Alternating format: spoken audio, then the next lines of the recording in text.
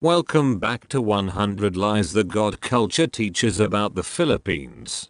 Today's lie concerns the claim that ancient Filipinos and Greeks were engaged in trade by circumnavigating Africa. This lie is so outrageous that I should not have to even point out its falsehood, yet Timothy J. Schwab insists that it is true, so here we are. The lie that ancient Filipinos and Greeks circumnavigated Africa is alluded to but not explicitly detailed on page 136 of Tim's book The Search for King Solomon's Treasure. Therefore, Ophir had to bring goods to Israel instead, which we see in Jonah's story. The ships of Tarshish were certainly trading in Israel again, traveling the long way around Africa to the port at Joppa, as did the three kings after Messiah's birth in about 6 BC or so. This lie relies on the falsehood that the Philippines is Tarshish. According to Tim, because the port on the Red Sea at Ezion-Geber was destroyed, now the only route to the Philippines was necessarily around Africa. So when Jonah took ship for Tarshish, he was really going to the Philippines by circumnavigating Africa. At no point in the search for King Solomon's treasure does Timothy attempt to prove that Filipinos and Greeks were circumnavigating Africa. It would not be until 2 years later in a series of 6 videos that he attempts to prove this ridiculous claim. Out of all these videos, only the first 2, really only the second, gives any proof that Filipinos and Greeks were circumnavigating Africa to engage in trade. Videos 3, 4, and 5 deal with maps, and video 6 deals with mythology. According to Tim, Jason and the Argonauts as well as Ulysses sailed to the Philippines at the edge of Oceanus, where godlike Jason went. So Jason and the Argonauts is a story that goes geographically at some point as far as the Philippines, which means they circumnavigated Africa because they left from Greece and they didn't fly helicopters. Yes, the Greeks knew where it was, and they traveled circumnavigating Africa to get there from very ancient times. And what it was indeed, they knew. The Greeks knew where it was and what it was. Jason went to the land of gold in the Philippines, where the sun rises and Oceanus ends.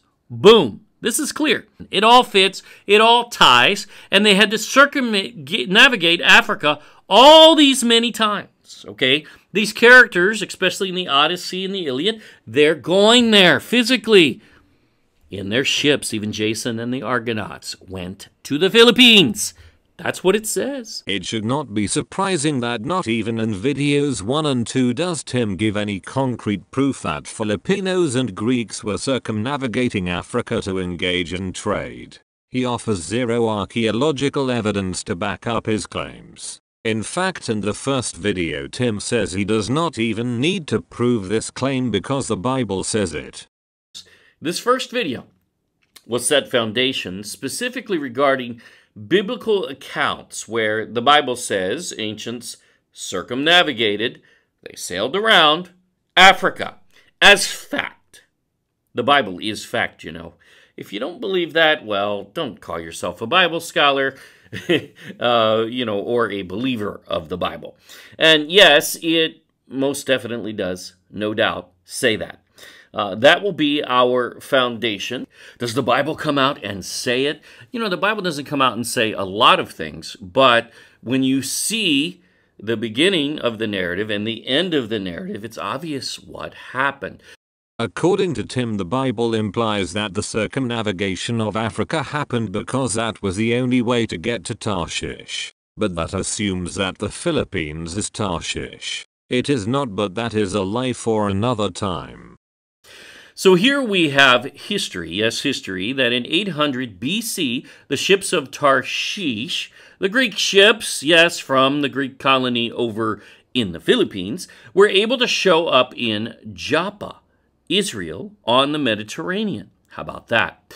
There was no Suez Canal yet, and the Red Sea port was out of commission. They circumnavigated Africa. It was the only option, and it's documented right here in 800 BC. The Greek colony in the Philippines.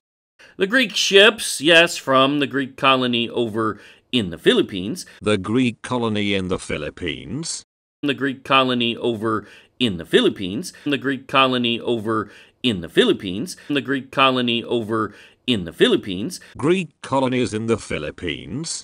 Tim never mentions them again and never attempts to prove their existence. In video 2 we have the strongest historical proofs Tim can offer, but they ultimately fail. At no point in this video does Tim offer any concrete tangible proof that Filipinos circumnavigated Africa. He cites Herodotus' story of Phoenicians circumnavigating Africa and says such a trip was possible. But that does not prove that Filipinos were circumnavigating Africa to trade with Greece and Israel for almost 1,000 years as he claims. So, Mila's talking about a route that the Greeks navigated. Yes, circumnavigating Africa for certain.